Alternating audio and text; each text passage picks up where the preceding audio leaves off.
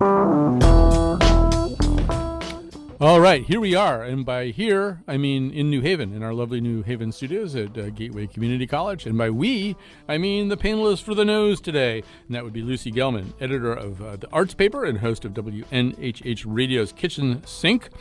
And Mercy Quay, founder and principal consultant for the Narrative Project and a columnist with Hearst Connecticut Media Group. I would like to make an announcement right now, which is that if you read one of my columns in Hearst Media Group and it upsets you and you feel as though you need to respond to it, that column was written by Mercy, and you should contact her directly, okay? And then Pedro Soto is an aerospace executive working on a secret project, which may or may not involve Mercy Quay going into space. We're not really in a position to say that right now. So let me just tell you one contextual thing, which was, so that we had Jonathan McNichol McDiaper Pants, and I, who's the producer of the show, had a discussion, one might even say a disagreement, last week about what this episode of The Nose should be about. He felt it should be about the Lion King because the Lion King is here to blot out the sun and completely consume everything that we own. And I had just seen this piece by the New York Times, two film critics, who they were enumerating the best movies so far in 2019. And I hadn't seen any of the movies, despite the fact that I go to a lot of movies, especially because of this show. And I thought, all these small independent movies, like some of them, they don't even show around here. But I mean, the ones that do, I don't know, we don't really get to them. And instead I don't want to go see the Lion King. That's what I started yelling. I don't want to see the Lion King like some little kid, And so what we did was we said that we would go see, each of us would go see at least one from a list of 3 independent movies. I saw 3 of them because, having thrown a temper tantrum, I felt like I should toe the line after that. And so we're going to get to all that in just a second, but we've got some other things that we're going to talk about first, including an article in the Washington Post that works off I believe a new book called Burn the Ice, The American Culinary Revolution and Its End, by James Beard award-winning food journalist Kevin Alexander. His thesis and the thesis of Laura Riley's article in the Washington Post is that we have been through a golden age of restaurant expansion, and now it may be coming to an end. A variety of factors are coming toward it, and certain kinds of dining experiences, probably the kind of middle zone, the fast casual zone, the zone of non-luxury but non-budget restaurants, may be the ones that are facing the biggest challenges and that may be going out of business, and there's going to be shrinkage. So, Pedro, I know you to be a great foodie. Yes. A title you wear with pride.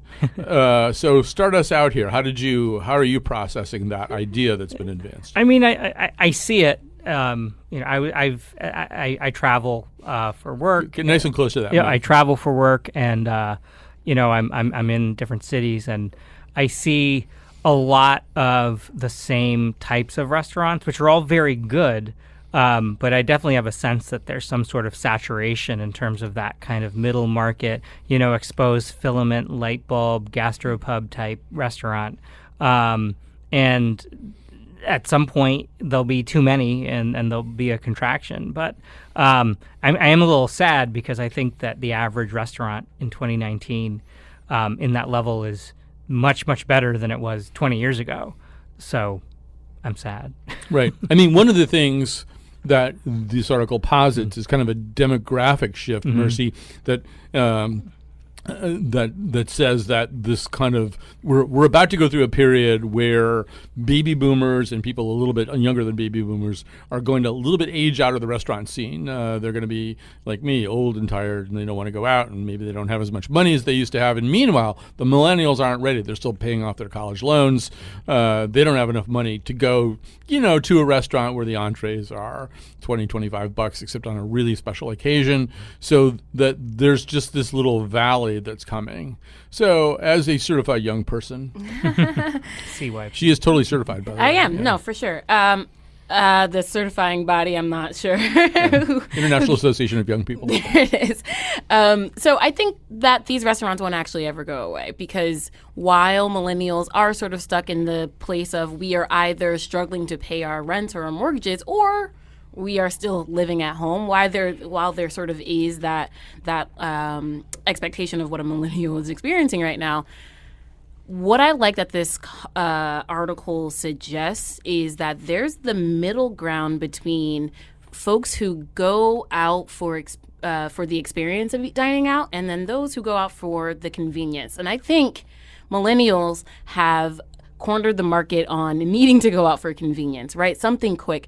And I don't think that we are able to project out enough to say that, yes, you know, $19 for a burger is more expensive than buying an entire case of burgers, but I need this now. And when you sort of, when that interacts with the desire for the experience of, you know, the mason jar water, and also water being served from, you know, previously used bourbon bottles, shout out to Rudy's, right? I think that we might have made sure that Applebee's will go out of business, but the Rudy's and the bars of the world will stay here forever. I mean, you know, Lucia, I know you have things you want to say, but let me just add one thing to whatever it is you want to say. Okay, great. Which is, I feel like geographically, we're sort of in a weird area. Like, I think this article, you know, it's sort of about the dining scene in Washington and maybe by extension in New York and Atlanta and Miami and all their equivalents on the West Coast and in between. You know, New Haven kind of had, 20 years ago, New Haven had much less of a dining scene. Mm-hmm. Like, Mm-hmm. I mean, it was not the case 20 years ago that there weren't any restaurants in New York or Washington, but there kind of almost weren't. And there kind of almost weren't in Hartford, too. I mean, we've benefited, I think as Pedro was suggesting, from a restaurant explosion that means that that there aren't like 2 or 3 restaurants for us to pick from. We have. I will say dining in New Haven is a really exciting experience because there are a lot of good restaurants. And I think to the best of their ability, many chefs understand that, one, the cost of being in a building in New Haven is actually quite expensive. Rent here is not cheap, but also that their patron base may not be able to shell out something like $30 or $35 for, I don't know, the latest prune scented air on top of their, like grass-fed veal burger or whatever it is. Or the latest veal scented air on top of their prune burger. Yeah, so exactly. And so I think, yes, that's very much true in New Haven. But I want to say 2 things about the article. The first is, I don't know and I am saying this as someone who loves food and has a lot of friends and colleagues who are in the food industry. I don't know if it's specifically a bad thing that we are saying you have to be a little bit better to survive in this industry. Oh, yeah, for sure. That said, I also think things like Uber Eats and then Yelp. So there's a documentary now out. It came out earlier this year called $1 Billion Bully, and it's about Yelp and the fact that Yelp has shut restaurants down sometimes because of a couple negative reviews. So I'm not saying, you know, if a restaurant's just getting off its feet and it messes up a meal, that's grounds for it to close. I actually really don't believe that, and I would love to see a grace period. But I also think that the question of regionalism within this article is really important. My first thought was not actually New Haven. It was Michigan, so the Detroit and Dearborn, Michigan area, which is where I'm from. So in Dearborn, Michigan, you can go to a restaurant that is a James Beard rated, awarded restaurant that has gotten a lot of accolades, and you can get an entire meal for 4 people for probably $25. Wow. So I actually think that I'm interested to know where this idea of the death of the golden age of dining and the restaurant boom is actually targeting, because in certain areas of the country, the argument just doesn't hold up. Right. I just want to say one thing about Yelp and TripAdvisor, which is, actually, I should say, first of all, that as somebody who has spent a lot of his life as a freelance writer, I ordinarily subscribe to Samuel Johnson's maxim, none but a blockhead ever wrote except for money. And the exception I make is TripAdvisor, where I write restaurant reviews for TripAdvisor. And the reason I do it is because the restaurant reviews are so bad on TripAdvisor. And one of the things that baffles me is that people from America will go, you know, to Lucca, Italy, and then rely on the restaurant recommendations of some guy from, you know, from Wyoming or something. You know, I thought this was really good. The servings are portions are real big. You know, I mean, the people who are writing these reviews, they don't know anything. Right. They know nothing. Right. They are not food experts. Everywhere that you go probably has a local food blogger. If you go to Montreal, there's Montreal Eater, and there's 8 other food blogs for people. And there's a restaurant critic named Leslie Chesterman who you can, don't look at TripAdvisor. That's some idiot from Indiana, who's there with his 5 screaming kids. And so I do think that that's an area where if that's really hurting restaurants, it's kind of a shame, because I don't think. But I do, Pedro, I'm assuming you agree with Lucy, too, that in a way, if this spurs higher quality and innovation, and maybe also people taking a little trip away from the restaurant district to find the new restaurant that just opened up in someplace a little less Tony, right, that's really doing something interesting. Yeah, I mean, I think that, I know the article was saying basically that this might be the death of some of the innovation, just because people may not be getting into it at the rate that they will, because the failures will increase. But I do think that the competition for restaurants is so high, especially in places like New Haven, that you have to be a good restaurant, right, or you won't survive. May I add 2 things really quickly? The first is that I think that we use these big words like radical authenticity and innovation and creativity. And the truth is, good food is good food. Yeah. It's kind of like bad art is bad art at the end of the day, and good art is good art. And you can have very good food in a city that's at a reasonable price. I sound like my father, at a reasonable price point. But also that is not this overwrought, really pretentious food. Mm-hmm. And so I'm not always excited when I hear, this restaurant's doing the most cutting edge thing. Mm-hmm. Sometimes it is really, really cool to have, I don't know, your asparagus bisque or whatever. But the other thing that this article touches on is we have all become, putting on my honorary octogenarian hat, so dependent on the little devices in our hands that we're not talking to and asking locals. And so if we can take something away that's greater from this article is, talk to the folks who have lived here, because they'll tell you what's good. And I think that TripAdvisor, Yelp, Uber Eats, I think they disrupt the natural equilibrium of restaurants, right? So I think in the same way that you have spoken about how Yelp has shut down restaurants, there are stories about how Yelp has completely inundated small restaurants that do not have the capacity to take on their new attention, right? So I just think that they disrupt the natural equilibrium, but I also think that there's something really good about the phenomenon that we're seeing in this article, that is that the consumers will appreciate, right? Less competition for restaurants, and really just not pretentious food that is approachable but authentic to whatever region we're in is always going to be really good for the consumer. I can think of Cajones, C.O. Jones on State Street in New Haven, right? They introduced me to Brussels sprouts, right? And I have enjoyed Brussels sprouts ever since. And it wasn't everywhere. Exactly, and now they're everywhere. Well, I always like it when they say, "Have you eaten with us before?" And if I say no, they'll go, "Well, we do things a little differently here." like, do I go get you food instead? Right. Like, usually you bring me food. That's the matrix that I'm really familiar with. Well, you mentioned Uber Eats, Mercy. We should talk a little bit about this too. I have to sort of almost drop out of the conversation because I have never used Uber Eats or Grubhub or I don't know, all those places that deliver stuff to you. Like, if I'm going to eat at home, I'll cook something, and then if I'm going to go to a restaurant, I'll go sit in it. But I don't know.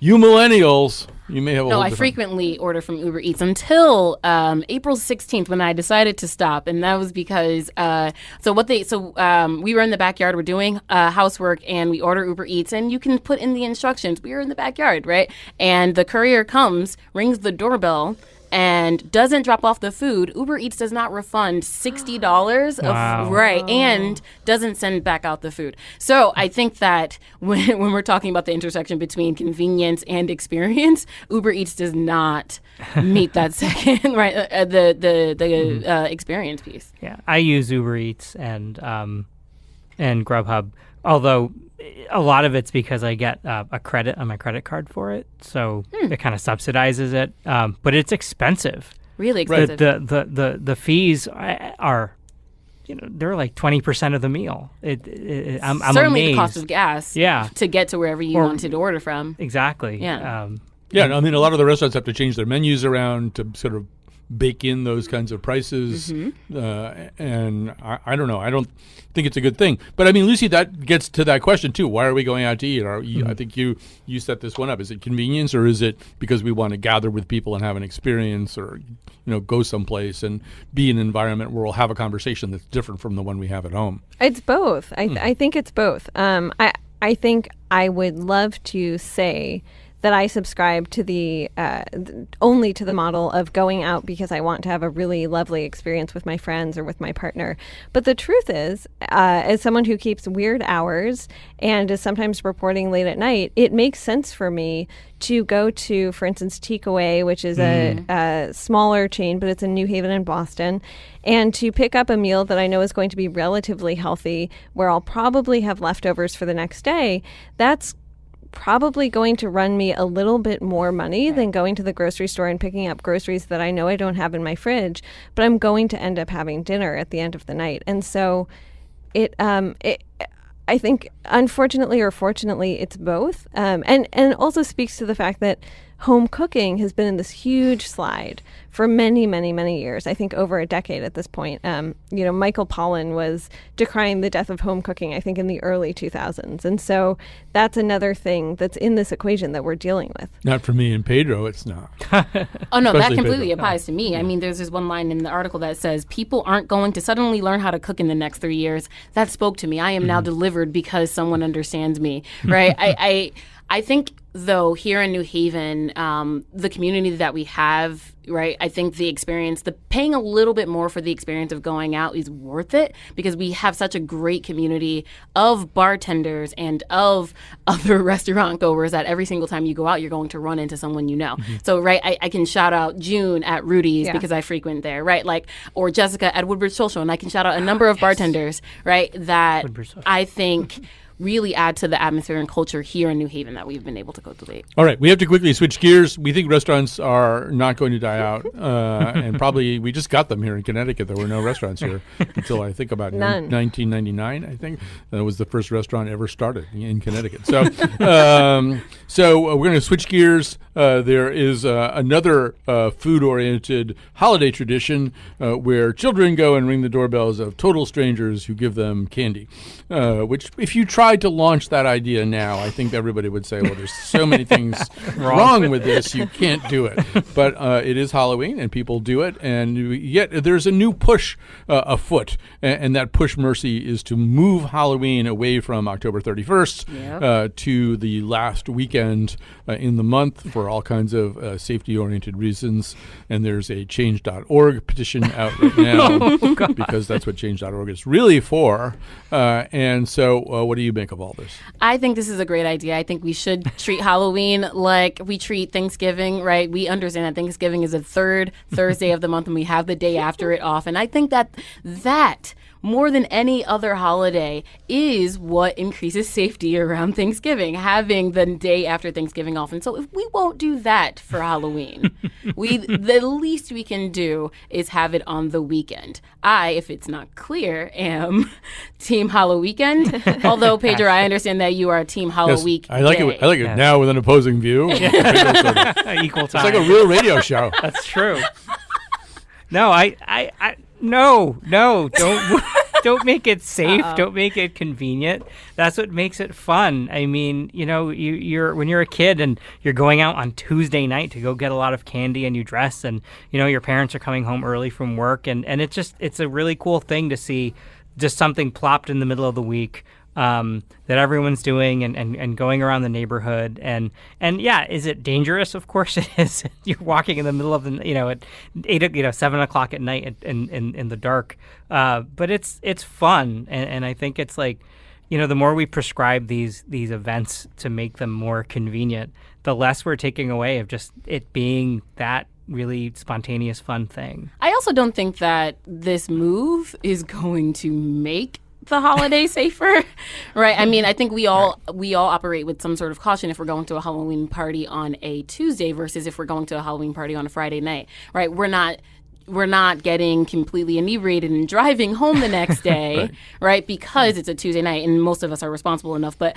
can I also just read to you the mission statement from the nonprofit organization who is pushing for this change? The organization is the Halloween Costume Association, and their mission is to promote and grow a safe celebration of Halloween and year-round costumed events.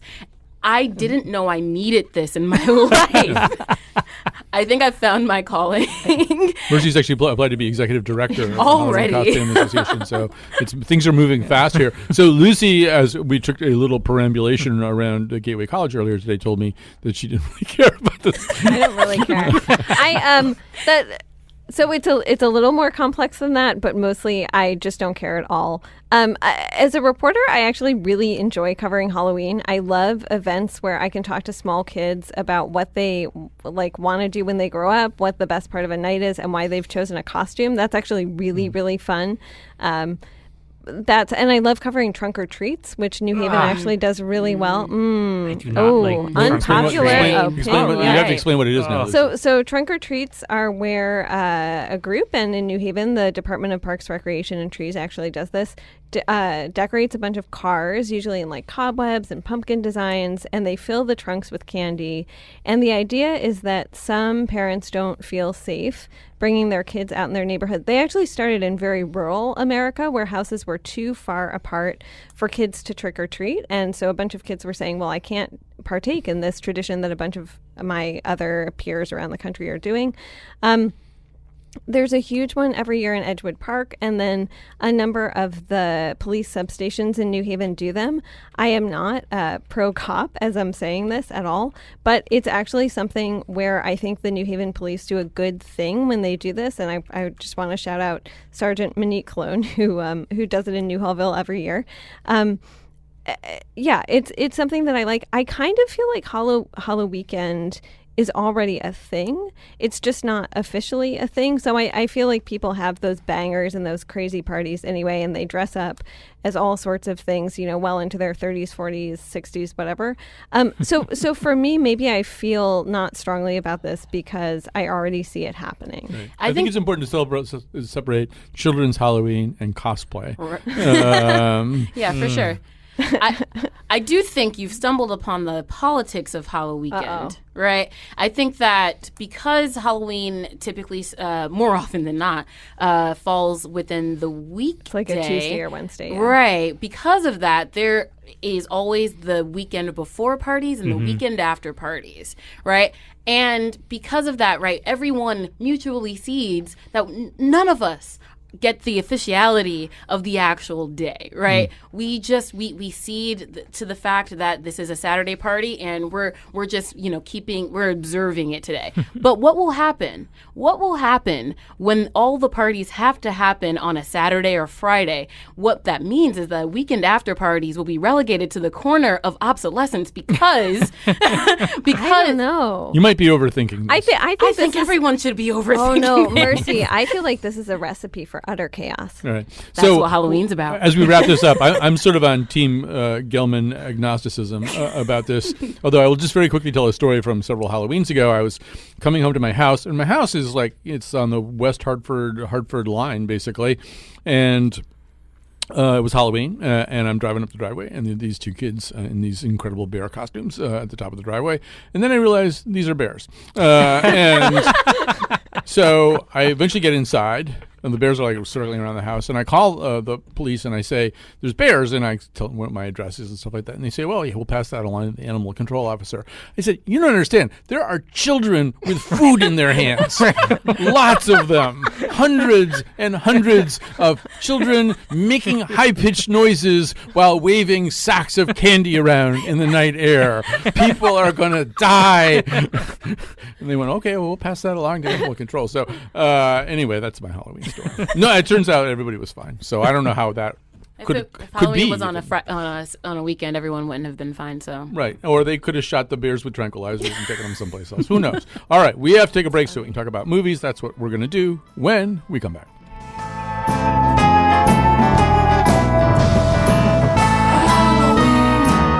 Halloween, it's that time of the year.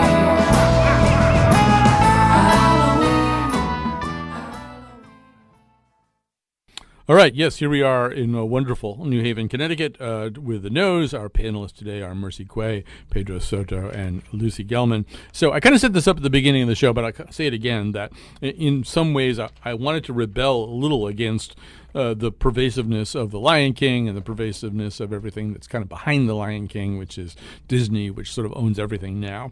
And so we did all go see small indie movies, but we probably should talk before we get to those indie movies a little bit about that, about the degree to which, Pedro, we are living in a world which is culturally controlled. At least the cinematic and perhaps the TV part of our world is controlled by one massive entertainment syndicate in a way that maybe it never has been the case before. Yeah, it's pretty amazing. And with Disney just closing on purchasing Fox Entertainment, I mean, they own a pretty significant slice of pop culture at the moment and a lot of properties. And it's interesting to see what they're doing with them. I think actually, and I think we're going to talk about this, the Marvel experiment by and large has been a success. The rehashing and remaking of Disney movies just knifes me in the heart. I can't stand it. I think it'll be interesting to see, with Star Wars and Lucasfilm, kind of what they're going to do if they end up squeezing the life out of that over the next 10 years or doing some interesting things with it. Right. It's so big. And, Lucy, one of the articles that we read or that was circulated to us, in the middle of it, there was a mention of somebody who's directing, one of the next Phase 5 Marvel franchise things or something. And it said this will be directed by Chloe Zhao, who directed The Rider. The Rider was a movie I really wanted to see, and I saw a couple promos for it and everything. And then it might have played in my market for about a week. And to me, there's a story about the movies that people were making or acting in before they got the call from Marvel, before they got the call, there's and all of those people are sort of not, they are less available to make that other kind of movie now. That's true. I mean, the example that immediately jumps to mind is Taika Waititi, who is an incredibly virtuosic filmmaker who was making very interesting, smaller films. Hunt for the Wilder People, excuse me, I know was one of them. So I mean, I think that's true. I think a lot of people are really getting behind Marvel. They're really excited about Marvel. And I kind of have an agnosticism toward this, although my love for small films and small filmmakers does burn very bright. I mean, I did see all three of these independent movies we're about to talk about. When I went to see the third one, Mercy, I was at a multiplex where I couldn't really get up to the window to buy tickets because so many people were trying to buy various kinds of Lion King tickets. And I thought they should almost have a separate line if you're not going to go see those, if you actually are interested in a movie that isn't part of some huge advertising push. Yeah, I mean, I didn't have that problem here in New Haven because I think what happens for Criterion is everyone flocks to whatever the big picture film is, the one that they are showing, right? Because they mostly like to show a lot more of these smaller shop films, which I really appreciate about Criterion. So I didn't have that problem when I went to Criterion to see Marianne and Leonard, Words of Love. In fact, I had the opposite problem. I was the only person in line and in the theater to go see the documentary that I went to go see. If I can actually just jump into it. So one criticism that I have of every movie, whether it's a documentary or a work of fiction, is I hate it. I loathe it. I think it is lazy when anyone in the film, in documentaries, when the documentary is named something that the people interviewed have said, right? Or in the film when the actor says the name. Says the title. Or says the title, right? So, I mean, Tom Cruise is very, very guilty of this. We're talking Vanilla Sky, Minority Report. He does this all the time. Also, he says Jack Reacher a lot. I noticed that. I picked that up, actually. He says Jack Reacher. It's so bad. But so I walked into this and I thought that it was beautifully done in some ways and then very lazy and comical in other ways. There were sloppy jump shots all over the place. It is, let me give you a quick synopsis. It is a documentary about the tragic love story between between a woman named Marianne and Leonard Cohen. Marianne was Leonard's Grecian, or I guess I'll say Greek muse. Although she's actually Norwegian, but right, met, she was met on the island of Hydra in Greece, right? So, and it is tragic, not actually because either of them died in their love story. They actually lived very long lives. It is tragic because their love died over the course of several decades. It was sort of this prolonged death of their love, and it was their love of Hydra, the island that they met on, their love of drugs, right? Their love of music. Every piece of it sort of died over decades. I think it was beautifully told. I think there were certain sections of the story that were comical, like for instance. Marianne's, every time they talked about Marianne's son, who was sort of a casualty of their love, they just had a photo of him and they spent a good 10 seconds slowly zooming in on his photo. The Ken Burns effect. The Ken Burns effect. And I would say 10 seconds is too short. I was sitting looking at this photo for easily 15 to 20 seconds while they talk about how he was a casualty of their love story. It was good in a lot of ways, but I don't know if this was, if I would see this sort of documentary again. I will say I also saw the documentary. A couple of points that I would make. First of all, I don't know, because did it dawn on you, because it very easily couldn't and maybe even it shouldn't have dawned on you, that one of the people who was talking a lot about Marianne was the actual documentary filmmaker, and that they had a really even though I've seen a lot of Nick Broomfield documentaries, I somehow or other was getting past me that he kept talking about his relationship with Marianne. Right, and that's another thing. It's sort of confusing because it is from the point of view of the documentarian, and then also they sort of thread throughout the rest of the documentary different speakers, but they don't immediately disclose what the relationship is to Marianne. So it's very confusing to follow in that way. And it doesn't become clear until the end, where the filmmaker is in front of the camera now. At several times throughout the film, we hear him talking to the people he's interviewing from behind the camera, which is another thing he does that I do not like. I will quickly say about the movie, and we'll get on to some of these other indie movies, that Leonard Cohen is kind of both a wave and a particle, and it's hard to look at him both ways. And so this movie tries to look at him as a particle, and the particle that is the title suggests, it has this long-term muse-like relationship with this woman named Marianne. The problem is he's also a wave, and there are a lot of ways in which just the magnitude of Leonard Cohen's story, which is an incredible story, keeps taking over the movie and kind of pushing Marianne out in a way that's a little bit of an allegory for the relationship they actually had. But his story, it's sort of interesting too, because there are people in the movie theater who didn't know anything about Leonard Cohen, and so people would come up, that at one point his manager stole all of his money while he was in a Buddhist shrine, and people go, "Wow, that's incredible!" So it's me. I'm people. I walked into this movie not knowing anything about Leonard Cohen, which is a perfectly good way to see a movie, I think too. So anyway, I wasn't my favorite of the three, but I was somewhat captivated by it. But I mean, I saw Leonard Cohen in one of his last tours and stuff. So who should we go to next? Because Lucy made the weirdest choice. I did. It was least appropriate totally for Lucy. It was wildly inappropriate for me, in fact. It was completely based on my schedule and what movies were showing when, which is perhaps not the way to choose a movie if you're going for pleasure, but I thought, well, I need to get this in before the end of the week, and I have writing to do on deadline. I was on deadline for other assignments, so I saw The Art of Self-Defense with my partner. And it is a movie in which Jesse Eisenberg plays. How much is it okay if I spoil this? Sort of a little. Well, bit? I think a lot. I mean, you can't spoil all of it. So Jesse Eisenberg. You can tell the opening plot. This will be shocking to people that he plays a neurotic young man who. I don't know, has very little sex drive and a dead end job. I think we can help spell out what a nebbish the Jesse Eisenberg character is. His name is Casey, as you will find out in this clip. Hello? Hi, may I speak to Ms. Casey Davies, please? This is him. I'm a man. My mistake. I thought it was a woman's name. Who is this? I'm calling about your gun. The handgun. Wait, I remember you now. Yes, you are a man. Again, apologies. That's all right. It looks like your paperwork is going to go through without any complications. Tomorrow morning, you'll be able to come in and purchase your gun. Are you still there? I don't need a gun anymore. You're not having a child, are you? Because we sell child safety locks that work reasonably well. No child. I found something else. Don't tell me you bought a knife. Knives are good for self-defense too, but 9 times out of 10, a person with a knife who gets into a fight with a person with a gun will lose. I didn't buy a knife. Well, the paperwork is valid for the next 6 months. In the meantime, I hope you don't get attacked by anyone with a gun. Or even a knife. Goodbye. Good luck.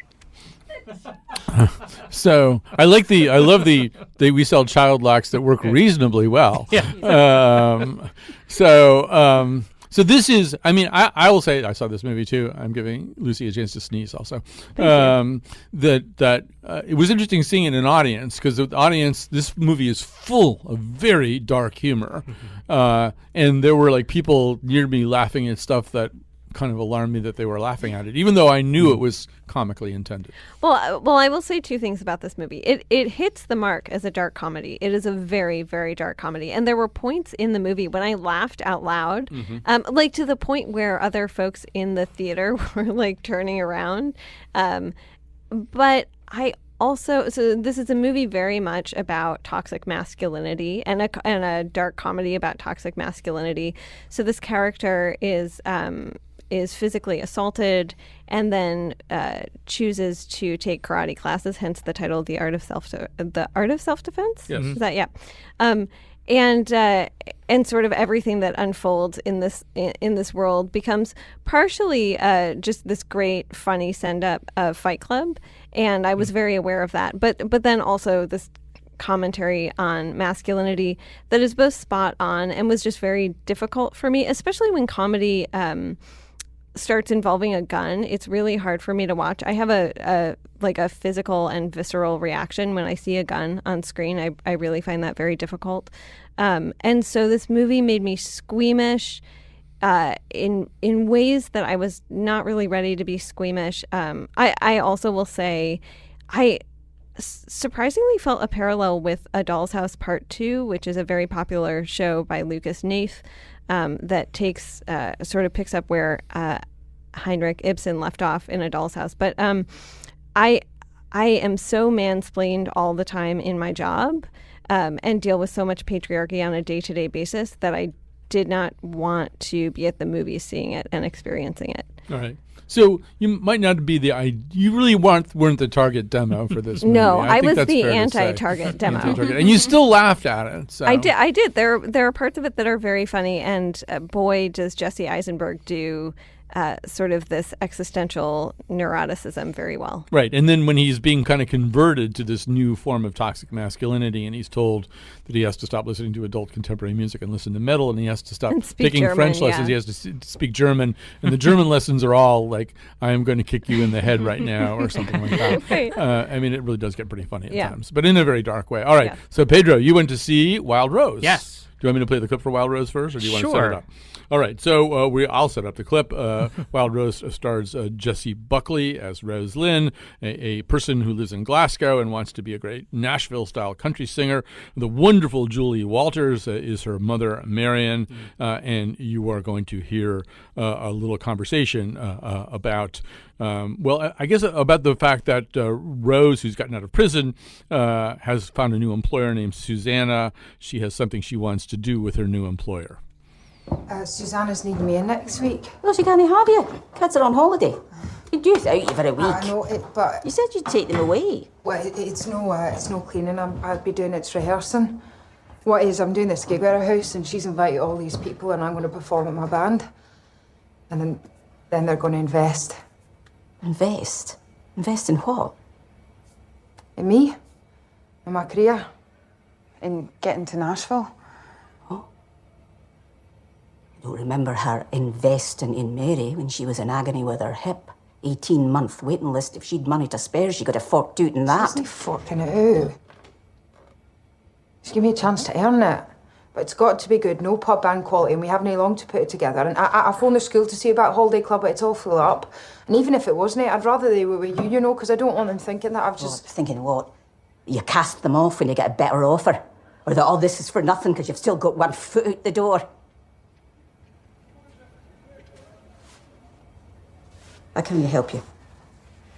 Haven't you booked the time off?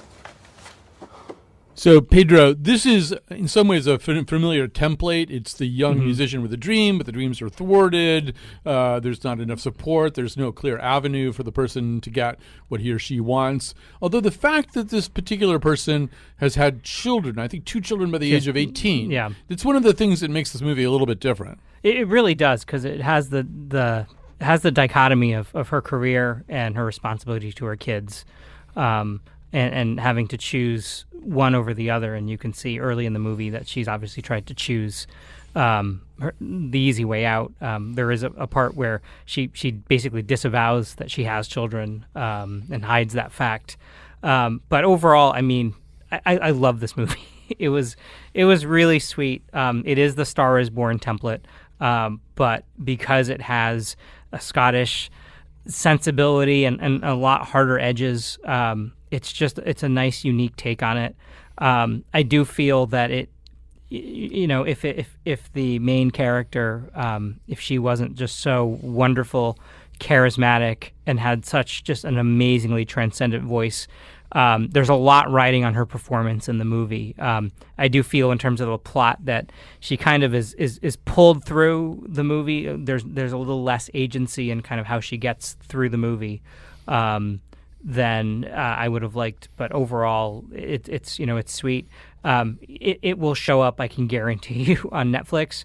The algorithm will find you, and you'll see it bubble up on the top as trending movie. And please do see it. One quick observation: Jessie Buckley, who's the star of this movie, and it is a star turn. This is a starring role, although Julie Walters is, as usual, amazing and great. Yeah, she's great. One thing about Jessie Buckley is she's also in Chernobyl, in which she looks completely different.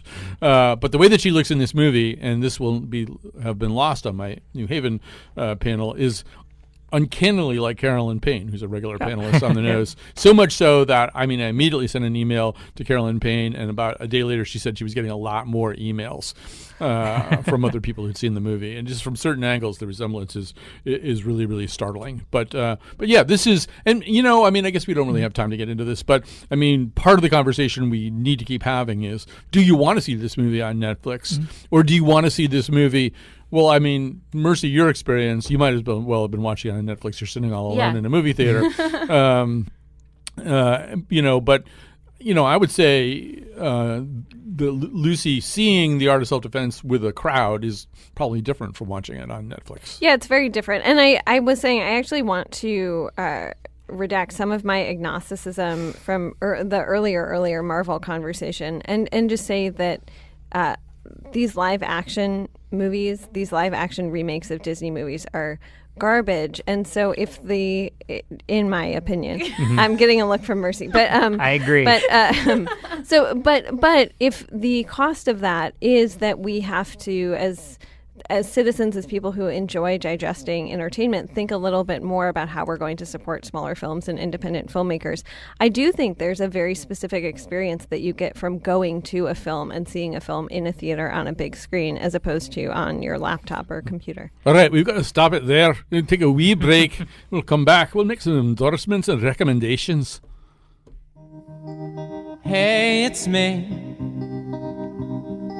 the one-dimensional female character from this indie movie. And I just want to drink beer and be near all of your one-dimensional guy friends. All right, we're back. This show has been produced and hosted from our beautiful studios at the Gateway Community College in New Haven. Jonathan McPants and I have done this, and with nobody's help at all, I don't think. Gene Amatruda did something, obviously. It would be impossible to do anything without Gene Amatruda. But thanks to everybody else who helped out. The part of Bill Curry is played by Jesse Eisenberg. We'll be back on Monday with The Scramble. And meanwhile, we're going to make some recommendations here. And so, who should go first? Mercy, you go first. Well, it'll come as no surprise that all my recommendations are space themed. This week, I really struggled to figure out which ones I would do because with the anniversary of the moonshot. So to commemorate that, there's a podcast. It's called Moonrise. It is basically the story, the untold story about why we actually went to the moon. That's a really good one. On Amazon Prime right now, you can watch, if you haven't caught up on it yet, you can watch Star Trek Discovery, which is, I mean, it is a really good show. It stars Sonequa Martin Green, who is who was one of the main characters in The Walking Dead, and she's now starring in Star Trek Discovery. It sort of is the untold story about the heroism of this untold ship, Discovery. I have something that I need to say about Data, but I'm not going to say it right now because I think you're going to slap me. Okay. Off keep air. going. And they actually even bring Christopher Pike back onto the show at one point. So if you are a Star Trek fan, feel free to dive into that one. And then finally, this is not space related at all, but there is a podcast out by Rebecca Nagel, who is known in the podcast circle for a number of things. It's called This Land. It is the story about how a murder on a reservation between two Native men ended up in front of the Supreme Court and will decide the future fate of the legitimacy of native lands across the nation. And that's called again? This Land. Okay. So, by the way, I've been told that Kyle and Wolf got the songs together that were used for bumper music. So we didn't do it all by ourselves. It took a village. Pedro, what have you got? Yes. So at the Met in New York, there are two exhibits. Actually, one is space-based that are definitely worth visiting. The first is Apollo's Muse. It's a nice exhibit about basically people's impressions of the moon kind of prior and post moon landing, which is nice. But the real main attraction is it is Camp Notes on Fashion, and it is an amazing, amazing exhibit of the style, the fashion style of camp over the ages, starting from the 1700s until today.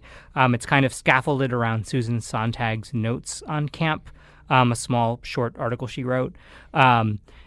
If you go, try to go when the Met is not busy, because it is loaded with information, and you'll be herded through when you're busy. We went when it was pretty packed, and you couldn't read a lot of the descriptions of the. And it's fashion, so there's a ton of just beautiful, amazing clothes. And then the end of the exhibit just opens up to this just giant black box filled with about 100 dresses around the walls on outfits that are 2 levels deep, and it's just very cool. All right, we want to leave some time for Lucy Gelman. Lucy Gelman, what have you got? Yeah, I have 2 quick ones. The first is an exhibition in New Haven. It's at Art Space New Haven. It's actually opening today, but it runs through September 14th, and it's called Collaboration, A Potential History of Photography. And what Art Space has done with this show is take folks who take photographs in their regular lives. Either they're photographers or they might be reporters. My partner is one of them, so I'm a little bit biased.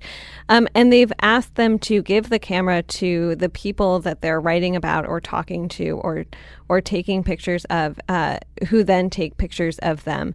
It's a really interesting idea. It's curated by Laura Wexler and I think one other person. ArtSpace continually puts on really interesting shows. They also have a group show from a group of, I think, 23 or 24 young New Haveners that is a film of New Haven in the city symphony genre from the early 20th century. And then the other is the book Ghosts. It's a graphic novel by Raina Tegelmeier. I hope I'm saying that correctly. It's about 2 sisters who moved to Northern California for the younger sister's cystic fibrosis treatment. And it teaches, it's a kid's book. I'm reading it right now with a younger kid, and it teaches kids about CF. It teaches kids about ancestor worship and some really beautiful aspects of Latinx culture as well. And I can't recommend it highly enough. Okay, I'll do 2 quick ones. Read Jane Mayer's piece on the whole Al Franken controversy in the New Yorker. It's long, it's terrific, it's really interesting. You'll wind up thinking about it differently. And among restaurants, I wanted to recommend El Paso Mexican Restaurant in Plainville. This is a family-run restaurant. It's very, very authentically Mexican Mexican. But here's another reason that we sometimes go to a restaurant. This is a family-owned restaurant in which the husband of the family was deported, seized by customs officials and deported. And so a lot of us are now going to the restaurant also to help support this family, which has lost a key member, and to show maybe a different side of ourselves too. So El Paso Mexican restaurant. It's a terrific restaurant, but there's another good reason that you might want to patronize it. Thanks to Pedro Soto and Lucy Gelman and Mercy Quay, who will be launched into space by Pedro Soto very soon. It's a secret project.